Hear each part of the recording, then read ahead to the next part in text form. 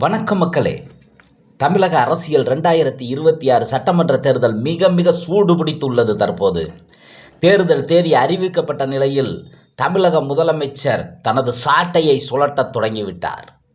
அவரது அறிக்கை சீனியர்களின் மனதில் பெரும் பரபரப்பை ஏற்படுத்தியுள்ளது.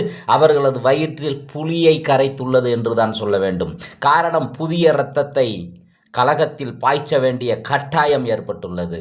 அதற்காக தமிழக முதல்வர் அவர்கள் DMK 2.0 என தனது புதிய ஒரு செயலை செயல்படுத்தி வருகிறார். இனி சீனியாரிட்டிக்கு நோ என்று அழுத்தமாக நமது பாலையாவை போல் கூறியிருக்கிறார். உழைப்பவர்களுக்கு பரிசு நிச்சயம் என்பது ஐயா திரு ஸ்டாலின் அவர்களின் ஒரு தாரக மந்திரமாக உள்ளது. ஆகையால் இளைய தலைமுறையினர் களத்தில் பம்பரமாக சுழலத் தொடங்கிவிட்டனர்.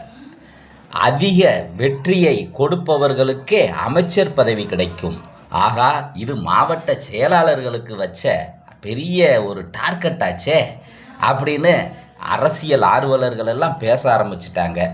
ஏன்னா, நான் பழைய ஆளுப்பா அப்படின்னு மீசையை முறுக்கிக்கிட்டு இனி அந்த இடத்துல உட்காந்து சுகத்தை அனுபவிக்க முடியாது. புதிய தலைமுறையினருக்கு வழிவிடணும் அப்படிங்கிற விஷயந்தான் இதுக்கு பின்னாடி இருக்குது.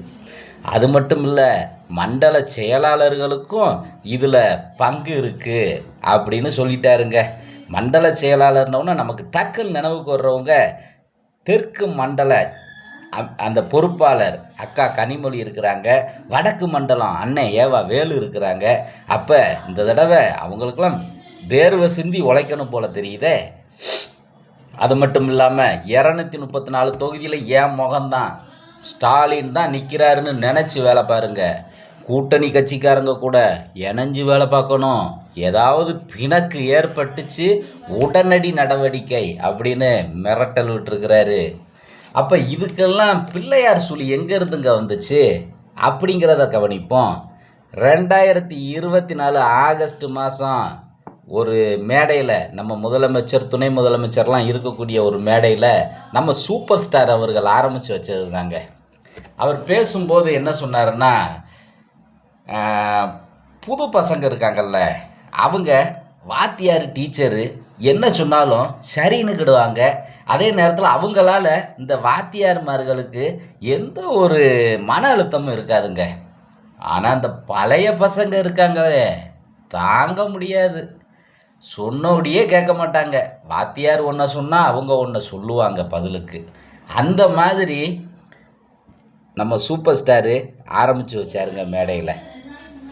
அதை மட்டும் சொல்லலை, நம்ம சீனியர் பசங்கன்னா அதில் அண்ணன் நம்ம துரைமுருகன் ஃபஸ்ட்டு இருக்கிறாரு.